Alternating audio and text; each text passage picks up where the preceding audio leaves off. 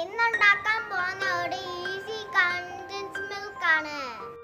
അതിന് വേണ്ട സാധനങ്ങള് മിൽക്ക് പൗഡർ 1 കപ്പ്, ഷുഗർ പൊടിച്ച് 1/4 കപ്പ്, ഹോട്ട് വാട്ടർ 1/4 കപ്പ്, ഒരു പിഞ്ച് ബേക്കിംഗ് സോഡ, നെയ്യ് 1 ടീസ്പൂൺ. നമുക്ക് നോക്കാം എങ്ങനെ ഉണ്ടാക്കുന്നേ.